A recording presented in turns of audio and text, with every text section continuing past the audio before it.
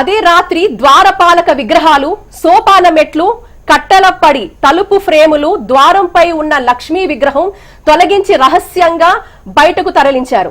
September 8 అర్ధరాత్రి తర్వాత విశ్వసనీయ వర్గాల సమాచారం ఆధారంగా విశ్వ హిందూ పరిషత్ విహెచ్పి తమ యూట్యూబ్ ఛానల్ హిందూ విశ్వాస్ ద్వారా ఈ విషయం బయటపెట్టింది.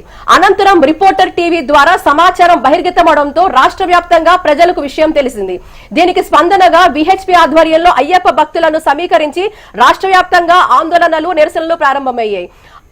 అరణ్ముల త్రివాభరణం కమిషనర్ కార్యాలయం తర్వాత తిరువనంతపురం దేవస్వం బోర్డు ప్రధాన కార్యాలయం వద్ద భారీ నిరసనలు నిర్వహింపబడ్డాయి.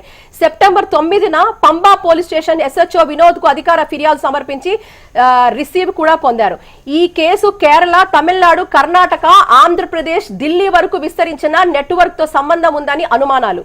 అమూల్యమైన పురాతన విగ్రహాలు, సమర్పిత ఆభరణాలు అంతర్జాతీయ పురావస్తు దొంగల చేతుల్లోకి వెళ్లి ఉండవచ్చున్న అవకాశము అంతర్జాతీయ లింక్ స్పష్టంగా కనిపిస్తోంది.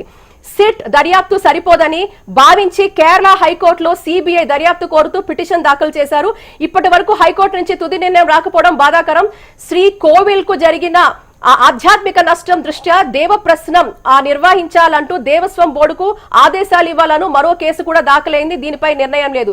సిబిఐ, ఈడీ, ఎన్ఐఏ వంటి కేంద్ర దర్యాప్తు సంస్థలు నిష్పక్షపాతంగా విచారణ చేసి నిందితులను అరెస్ట్ చేయాలని అనే డిమాండ్ విహెచ్పి న్యాయ పోరాటం కొనసాగుతోంది. దొంగలించిన బంగారం, విగ్రహాలు, పవిత్ర వస్తువులని పూర్తిగా స్వామి సన్నిధికి తిరిగి తీసుకురావాలని ఒక భక్తుల తుది లక్ష్యంగా ఉంది. మరి దీనికి సంబంధించి కూడా పూర్తిగా ఈ రోజు ఈ విషయాలు పూర్తిగా కేరళకు సంబంధించిన అనేక మంది ప్రముఖులు మనతో ఉన్నారు. మనం ఈ రోజు మన చర్చ కొనసాగిద్దాం.